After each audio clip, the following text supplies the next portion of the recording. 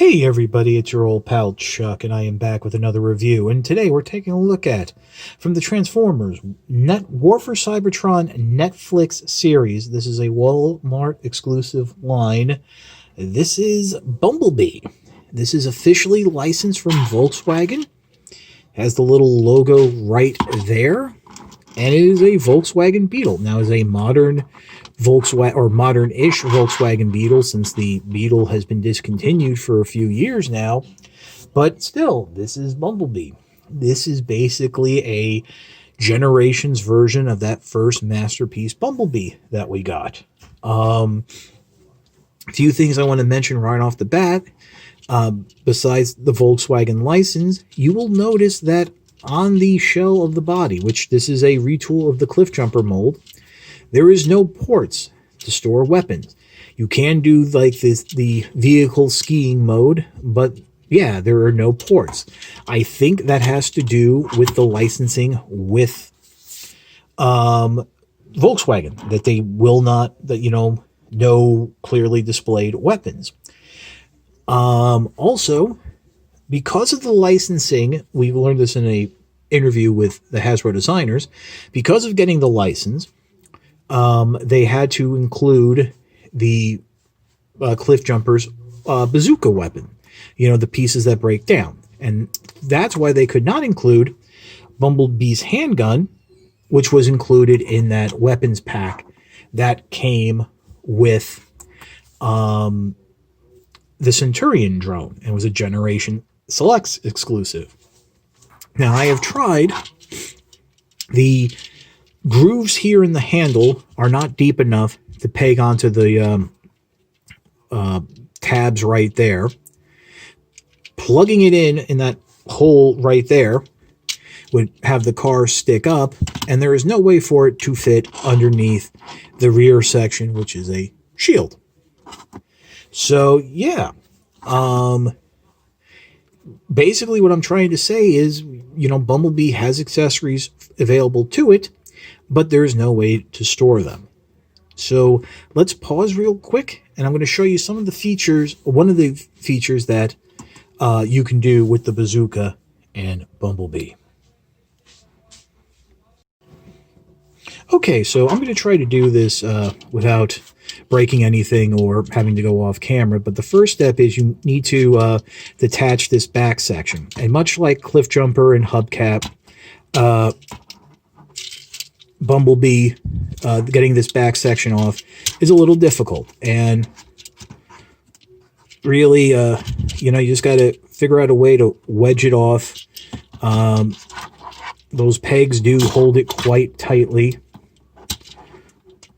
And things of that nature. Try to get like a thumb underneath there.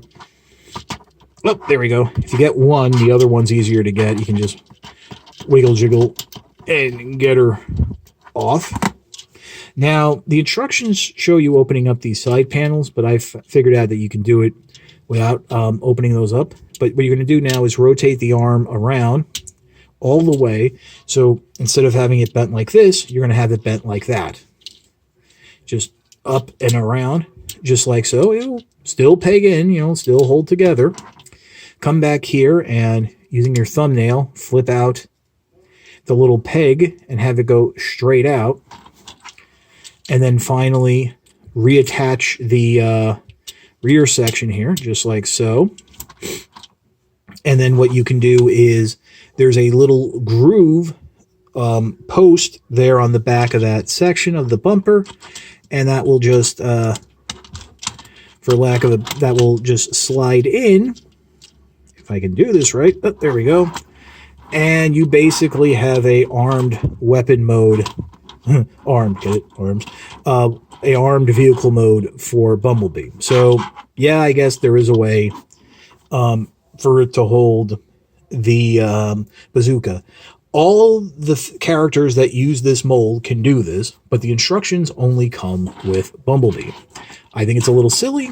There's actually a couple other modes that they point out in robot mode that aren't in any of the other instructions for the other versions of the characters, other versions of this mold. But we'll just go ahead now and get into the transformation. So Pop that out.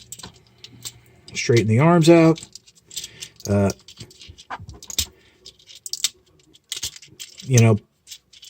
Peg the legs, bring the legs down. Just pop out those side panels. Bring them down.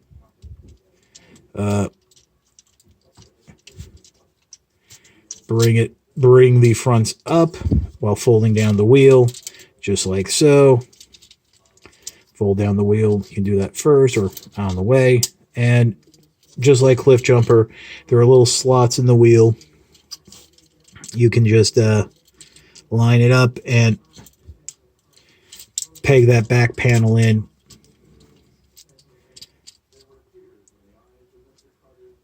There you go.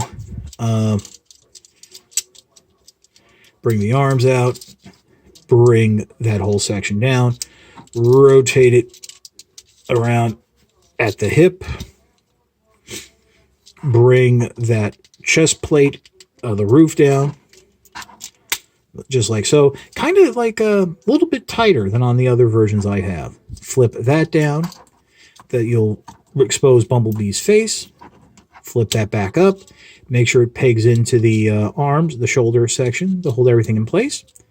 And finally, grab that back section, straighten the peg out, and there you go. Here's Bumblebee in its robot mode. And like I said, this is very much like a Generations version of that first Masterpiece mold. Put the gun in his hand, and yeah, you have probably the best Bumblebee you can buy. That's not an import, not a Masterpiece. That's an official release. Here's Hubcap. Figured I'll use him to do the comparisons. As you can see, completely different shell. This is more of a Porsche. And if we turn the figure around and take a look at the back, you see what I mean by there is that port to peg the weapon into, and Bumblebee doesn't have that. Again, just my speculation that perhaps it has something to do with Volkswagen not wanting an armed vehicle mode.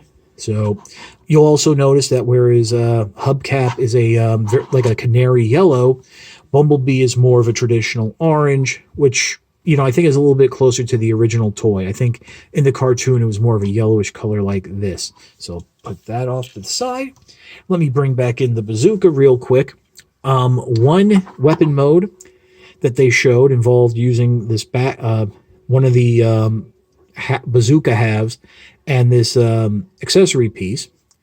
And if I'm doing it right, it is supposed to peg into the shoulder right here in the gap. Now, I don't know if it's an issue with mine being painted or something like that, but the peg will just not go in. I have the arm completely straight, and it's just not going in all the way. You can, of course, there is a slot there, which is where the shoulder attaches, and that should be, that works. Actually, no, that doesn't work either. So I guess because of just the painting and what have you, you really cannot use that little tab to go in any of these ports. But again, I'm not going to be using these. They're going back in the box, and I'm going to keep Bumblebee with its little handgun. How I'm going to store it in vehicle mode, I don't know, but yeah. So that's about it. So I guess we should get to my final thoughts, and I will just go into my final thoughts, and as I pose Bumblebee for the possible thumbnail. What do I think? Well, I think this is a pretty darn good figure. I think this is a fantastic figure. But we have the issue that it is a store exclusive. It is a Walmart exclusive. And it was somewhat hard to get for people who do not live in areas where there is a Walmart. Especially when Walmart had it on their website, shipped and sold by Walmart for more than double the retail price. Now, I'm not proud of this, but I complained, and I went through 3 levels of customer service to get to someone who basically gave me a coupon code to adjust the price. So I actually, to be able to use the code, I bought Bumblebee and a pack of Adventure Force half-length darts for my Dart Zone Pro Mark II. Spoiler, what I got for Christmas. And yeah, that was basically how I was able to get Bumblebee at a reasonable price. But speaking with these customer service representatives, I discovered that, much like Amazon, when it comes to online pricing and sales, they follow an algorithm. So when there is low stock, they will raise the price. And I have to say, do not pay more than $20 for this figure. Even though they're all the same size, for some reason, Bumblebee looks a lot smaller. More so than Hubcap, more so than Cliffjumper. And it's a deluxe price point for something that's a little bit bigger than an old school Scout class figure, which I kind of funny since Bumblebee was a Scout. So I can't tell you to pay $40, $44. The normal retail is pushing it, but I don't see this getting re-released or going on clearance, due to the licensing issues, this, that, and the other thing. So yeah, if you live near a Walmart and they are stocking this figure, which it has been available for quite some time, it's just I haven't been able to get it online, and the eBay prices have been horrible. Definitely, it's worth a pickup. If you have that original Masterpiece Bumblebee, it will scale well with Masterpiece figures, but it's not going to scale well with your Generation figures. But it's basically the same thing as this, only a little bit more involved transformation. Panels on the forearms cover everything up. I mean, I think it's even better than the Bumblebee 2.0 that they put out, which was like that super deformed animation design. So it's a bit of a rambling.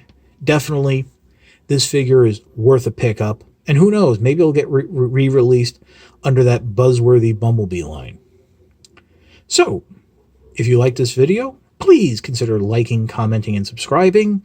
While I appreciate the views, and I really do appreciate the views, liking, commenting, and subscribing sends a digital message out across the universe to YouTube saying my channel is one that should be promoted and exalted and held upon high.